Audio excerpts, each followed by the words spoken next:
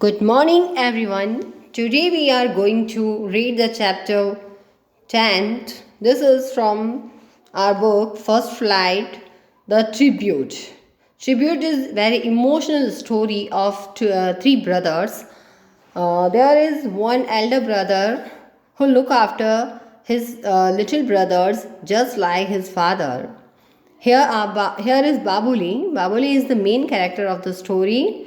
बाबुली इसका मेन पात्र है जो अपने बड़े भाई को अपने पिता समान मानता है और भाई ने भी बड़े भाई ने उसका पिता के समान ही ध्यान रखा, उसकी देखभाल की बचपन से लेकर जब तक उसकी शादी हो जाती है तब तक और बाद में भी।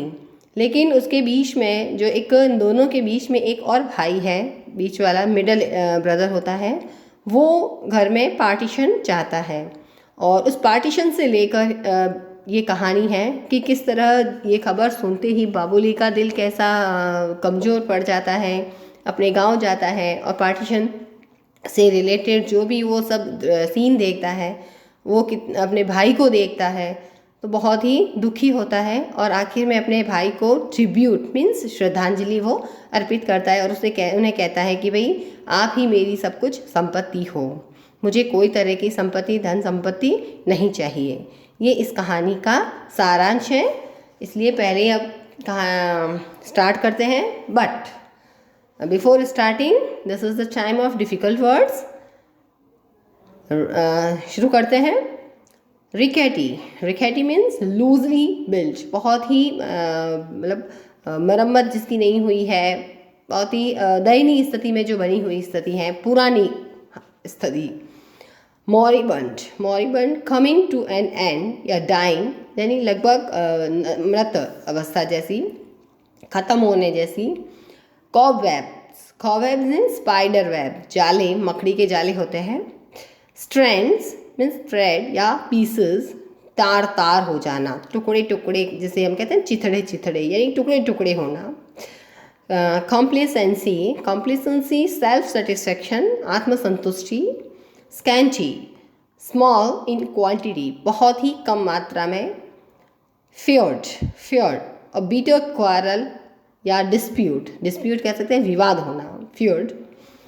क्रूप्ड अप मीन्स ग्रीव, बड़ा होना।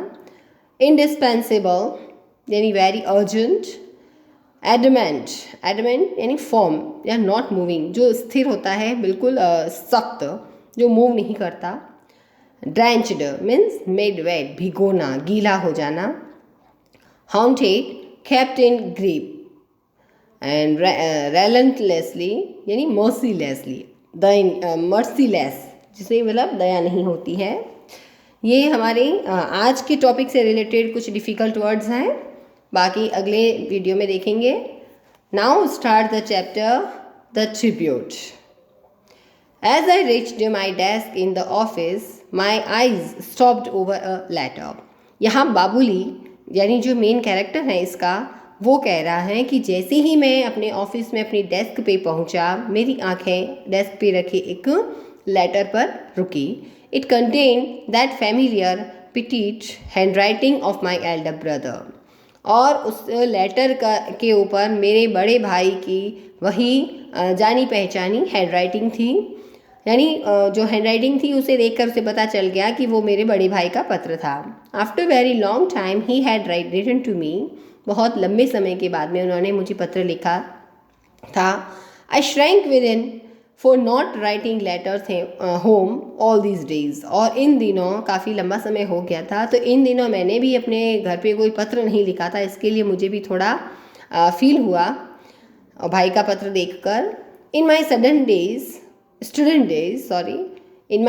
डेज, मेरे जब स्टूडेंट था उन दिनों की बात है। It was almost routine affair, मेरा ये लगभग दैनिक कार्य था, मतलब नित्य का, रोज का कार्य था। I used to go home to that distant village on a rickety bus, caring nothing for the strain of the journey. मैं जब मतलब वो या तो गांव में, उसके फैमिली गांव में रहती थी फैमिली, और वो शहर में पढ़ता था। तो वो कहता है कि आई यूज टू गो होम, मैं जाया करता था अपने घर, टू दैट डिस्टेंट विलेज, वो दूर जो उसका गांव था, शहर से दूर था गांव, उस गांव में जाता था। जाया करता था रेगुलरली ऑन अ रिकेटी बस, उसी टूटी फूटी मतलब बहुत ही दयनीय अवस्था वाली पुरानी बस में, caring nothing for the strain of the journey. उस टूटी फूटी बस में जो यात्रा करेगा, उस वजह उस टूटी फूटी बस से यात्रा करते समय उसे कितनी स्ट्रेन होगी, कितनी मुसीबत होगी, तकलीफ होगी, उसकी बिल्कुल परवाह नहीं करता था, लेकिन वो रेगुलरली जाता था अपने गाँव। माई होम माई विलेज, मेरा घर मेरा गाँव, they used to pull me away from the modern city life. वो मुझे उस शहरी जीवन जो इतना उलझन भरा था, उस शहरी जीवन से मुझे अपनी तरफ खींचते थे। मेरा घर मेरा गांव मुझे अपनी तरफ खींचते थे, इसलिए वो रेगुलरली जाता था। नाउ थिंग्स हैव चेंज्ड, अब परिस्थितियाँ बदली, and I too have change, और मैं भी बदल गया। A great deal at that, बहुत अधिक मात्रा में बदल गया था, बहुत कुछ बदला। A lot of cobwebs have settle around me, मेरे चारों तरफ कितने ही सारे मकड़ी के जाले, यानी उसकी जिम्मेदारियाँ। यहाँ मकड़ी के जाले मतलब जाले नहीं हैं, अपनी जिम्मेदारियों को वो कहता है कि जिम्मेदारियों ने मुझे कितना ही घेर लिया था। I am swept by that invisible tide of time and business, मैं अपने समय और अपने कार्य की जो लहरें हैं उसमें मैं बहता ही चला गया। वो अदृश्य लहरें, समय की और अपने बिजनेस की, अपने कार्य की जो अदृश्य लहरें हैं, उनके साथ साथ मैं बहता गया। मतलब उनके साथ साथ चलता रहा, अपने समय के अनुसार अपने सब कुछ जो पीछे छूट गया था, गांव घर, उनको भूल गया। I was studying at Bhubaneswar, मैं भुवनेश्वर में स्टडी करता था। Where I got my job, वहीं पे मुझे जॉब मिला। And now for these 2 years, और अब जब 2 साल हो चुके हैं, I have thought of home not even once, अभी मैंने एक बार भी अपने घर जाने का विचार नहीं किया। मतलब पहले तो वो रेगुलरली जब भी हॉलीडे होते थे वो रेगुलरली जाता था, और अब 2 साल हो चुके हैं, परिस्थितियाँ इतनी बदली कि वो अपने गांव जाने का एक बार भी उससे विचार नहीं आया। Many a time my mother has written letters complaining about my negligence in writing to her. मेरी माँ ने कितनी ही बार मुझे पत्र लिख लिख के कंप्लेन किए, शिकायती पत्र लिखे, जिनमें मुझे पत्र लिखने के बारे में जो मैं नेग्लेक्ट कर रहा था उनको पत्र लिखने में, उसके बारे में शिकायतें की कि तुम पत्र नहीं लिखते हो। She has even reminded me of those pre marriage days of mind, उन्होंने मुझे शादी से पहले वाले दिन भी याद दिलाए जब मैं रेगुलरली अपने गाँव जाता था, तो वो दिन भी माँ ने अपने पत्रों में याद दिलाए। Yet I have never been able to break those strain of complacency which have coiled around me. फिर भी माँ ने इतना प्रयास किया, इतने पत्र लिखे, फिर भी मैं अपनी जो जिम्मेदारियाँ जो मेरे चारों तरफ कोल्ड करके बैठी थी, उनको मैं तोड़ कर वहाँ जा नहीं पाया। I have kept quite to prove that I am busy and preoccupied, और मैं उनको हमेशा यही मतलब प्रूव करता रहा कि मैं बहुत ही बिजी हूँ, मेरा प्री ऑक्यूपाइड शेड्यूल चल रहा है। Now she does not complain, और अब वो माँ भी कंप्लेन नहीं करती। Probably she understand my position, संभवतः वो मेरी स्थिति को समझ गई है। Usually my elder brother does not write to me, usually मेरे बड़े भाई मुझे पत्र नहीं लिखते थे, माँ ही लिखती थी, बड़े भाई नहीं लिखते थे। He does not need anything from me, और नहीं लिखते थे, क्यों नहीं लिखते थे? क्योंकि उन्हें मुझे कुछ भी नहीं चाहिए होता, वो मुझसे कुछ नहीं चाहते हैं। He has never sought a token from me in lieu of his concern for me as an elder brother. एक बड़े भाई के रूप में उन्होंने मेरा जो जितना कंसर्न किया, मेरा ध्यान रखा, उसके बदले में वो मुझसे कुछ भी नहीं चाहते थे, कोई भी तरह का टोकन नहीं चाहते थे। इन रिटर्न में कुछ भी मुझसे नहीं चाहते थे, मतलब बड़े भाई के रूप में उन्होंने जितना कुछ मेरा ध्यान रखा, मेरी देखभाल की, उसके बदले में, उस एहसान के बदले में मुझसे वो कुछ भी नहीं चाहते थे, इसलिए वो पत्र भी नहीं लिखते। In those days when I was a student, उन दिनों जब मैं एक स्टूडेंट था, the only thing that he inquired about was my well-being. एकमात्र ऐसी चीज़ थी जो मुझसे जानकारी जिस चीज़ की चाहते थे, और वो चीज़ थी कि मेरा वेल-बीइंग, मैं कैसा हूँ, मेरा ठीक रहना, मेरा स्वस्थ रहना, ये वो जानकारी चाहते थे कि मैं सही सलामत हूँ। During my stay at home, मेरे घर रहने के दौरान, मतलब मेरी सलामती के अलावा वो मुझसे कुछ भी नहीं चाहते थे। और जब जब मैं घर जाता था, रहता था, he would catch fish for me from the pond behind our house, हमारे घर के पीछे पॉन्ड था, तो वहाँ से वो फ़िश पकड़ के लाते and would ask his wife to prepare a good dish for I loved fish, क्योंकि मुझे फ़िश पसंद था, इसलिए वो खुद फ़िश पकड़ के लाते थे और अपनी पत्नी को कहते थे कि मेरे लिए फ़िश की डिश बनाए।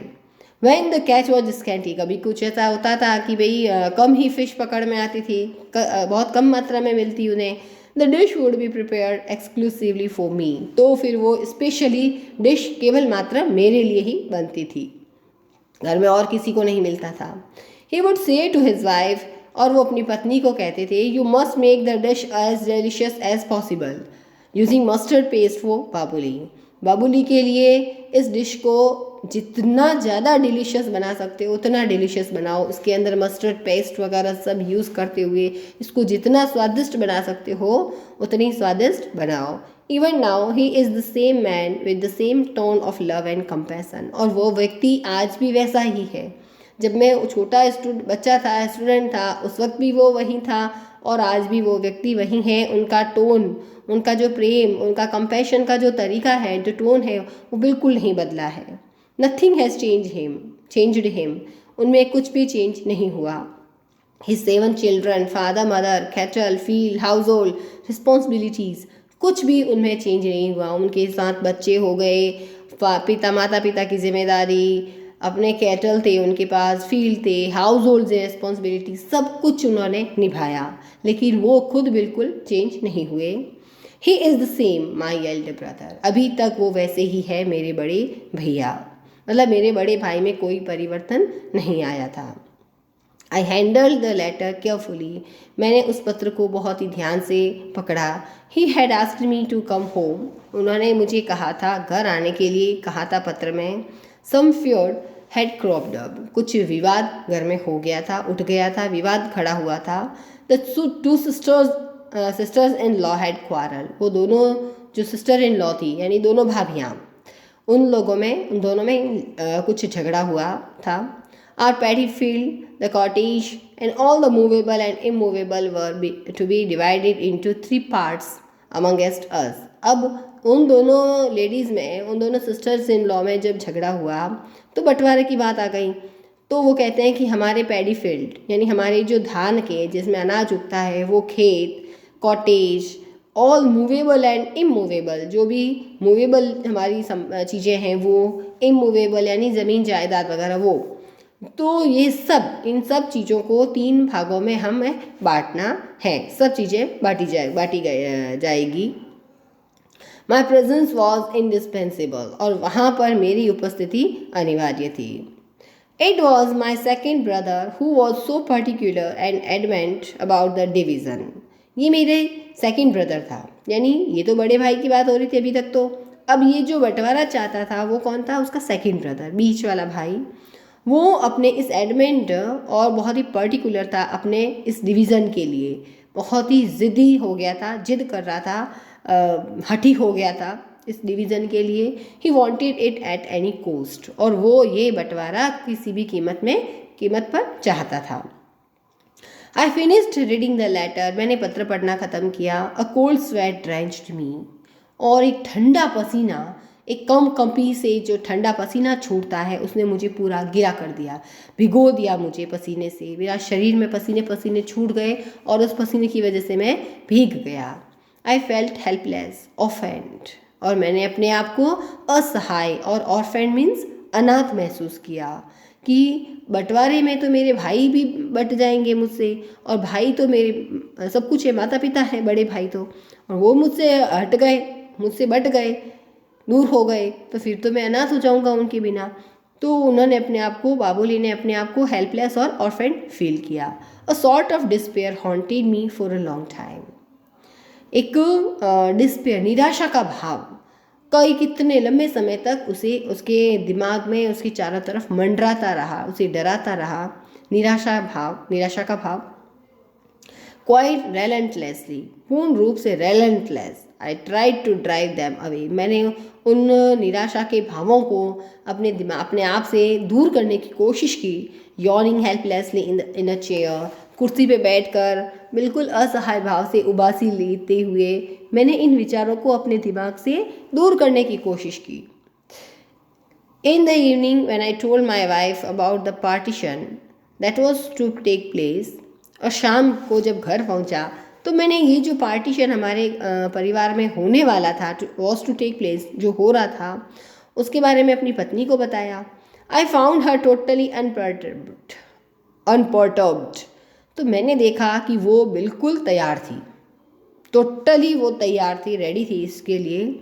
She just asked me when, उसने मुझे सिर्फ इतना पूछा कि कब हो रहा है। As if she was all prepared and waiting for this event to take place. ऐसा लग रहा था कि वो बिल्कुल पूर्ण रूप से तैयार थी, मानसिक रूप से पूरी तरह से तैयार थी कि ये तो होना ही था, और वो खुद जैसे इसका इंतज़ार कर रही थी, इस पार्टीशन का। और पूछा कि कब हो रहा है। I said in a week time. तो मैंने जवाब दिया कि इस सप्ताह के अंदर अंदर। In bed that night my wife asked me all sorts of question. पत्नी को बताया भाई इस सप्ताह के अंदर अंदर ये पार्टीशन हो जाएगा। तो रात्रि में जब सो रहे थे तो उस वक्त उसकी पत्नी ने उससे बहुत सारे प्रश्न पूछे। What would be our share, हमारा शेयर कितना होगा। How much would it fetch us on selling it, और अगर हम हमारा गांव में जो हमारा शेयर है उसको अगर हम सेल करते हैं तो हमें कितना उससे पैसा मिल जाएगा। ये सब क्वेश्चन वो पूछ रही थी। I said nothing for a while but in order to satisfy her. मैंने उसे कहा तो कुछ नहीं, लेकिन उसको सेटिस्फाई करने के हिसाब से, सेटिस्फाई करने के लिए एट लास्ट गेस्ड, आखिरकार मैंने गेस्ट लगाया that it should be around 20,000 rupees, कि लगभग अगर गांव का जो हमारा शेयर है उसे हम बेचेंगे तो 20,000 के पास हमारा हो जाएगा। She came closer to me, वो मेरे पास आई and said we don't need any land in the village, हमें गांव में कोई भी ज़मीन नहीं चाहिए। What shall we do it with, गांव में जो हमारी ज़मीन है उसका हम क्या करेंगे। Let's see it, let's sell it and take the money, इसे हम बेच देते हैं और जो पैसा है वो ले लेते हैं। गांव की जो भी हमारी ज़मीन जायदाद है उसको हम बेच देते हैं, क्योंकि हमें गांव तो जाना नहीं, तो वो बेच देते हैं और उसका पैसा हम ले लेते हैं।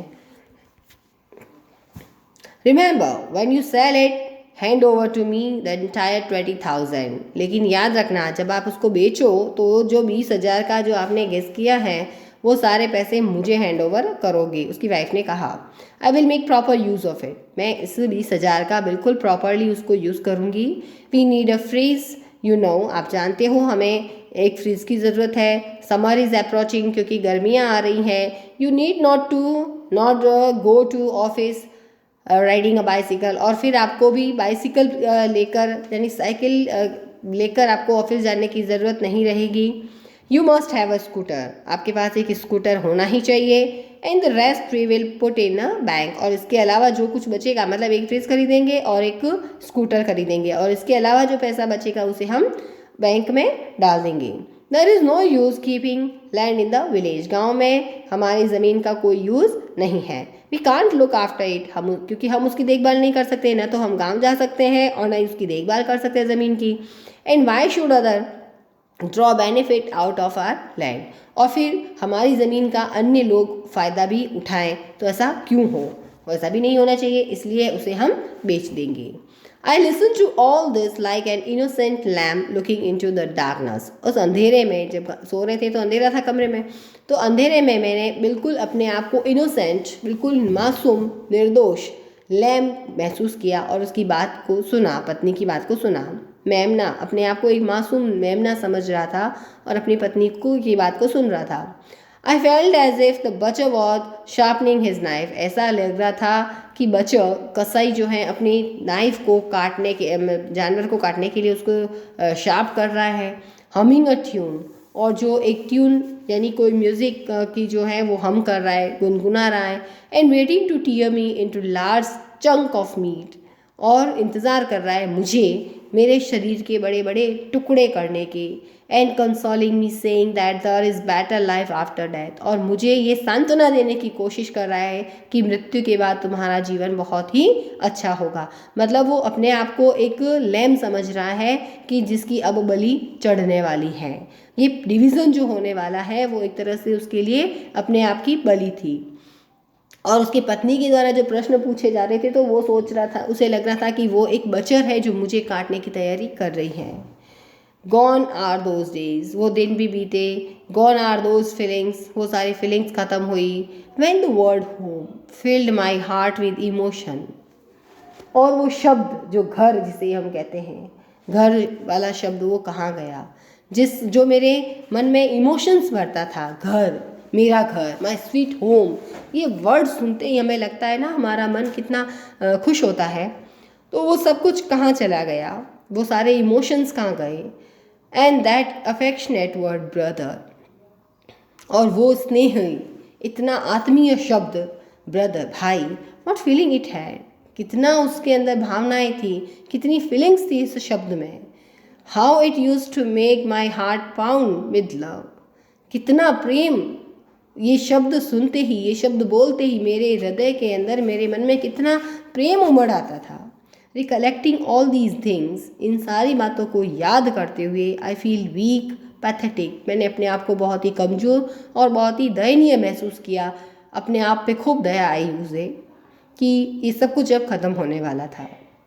Where is that, where is the heart gone, मेरा मन कहाँ गया। वेयर आर दोज डेज, वो दिन कहाँ चले गए। Where has that spontaneity of feeling gone, वो भावनाओं की स्पॉन्टेनिटी, वो भावनाओं की जो आत्मीयता होती है वो कहाँ चली गई।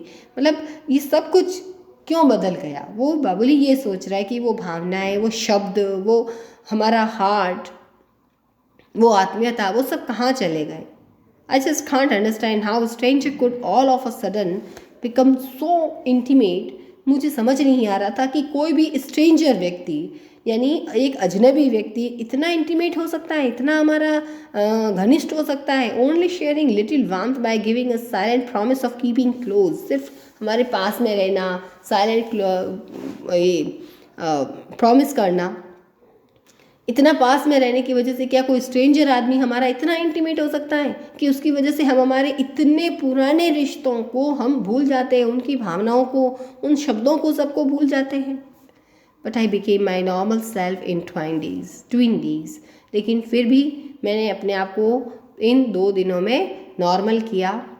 आई grew used to what had been a shock, क्योंकि अब मैं जो शॉक लगने वाला था, आई ग्रू यूज टू, मैं उसका हैबिचुअल हो गया। लेटर ऑन, बाद में, in the market place keeping pace with my wife, market place पर मार्केट घूम रहा था अपनी पत्नी के साथ, जब मैं घूम रहा था पैदल। Inquired about the prices of different thing she intended to buy, जो जो चीज़ें वो खरीदना चाहती थी उनकी प्राइसेस पूछ रहे थे। Buying a fridge was almost certain, fridge खरीदना निश्चित था। A second hand scooter, stereo set and some gold ornaments, ये सब चीज़ें भी खरीदने वाले थे वो।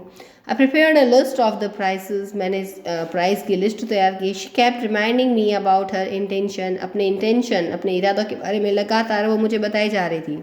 And was showing lot of impatience, और बहुत ज़्यादा अधैर्य प्रकट कर रही थी, और बार बार मुझे अपने बता रही थी मुझे ये खरीदना है, ये खरीदना है, मतलब वो अपने एम्बिशंस को बताए जा रही थी बराबर। इट वॉज सैटरडे आफ्टरनून, और शनिवार का दोपहर का समय था। I left for my village, मैं अपने गांव के लिए रवाना हुआ। द सेम बस वॉज देयर, वही रिकेटी बस जिसमें मैं स्कूल टाइम में जाता था, वही बस वहाँ खड़ी थी।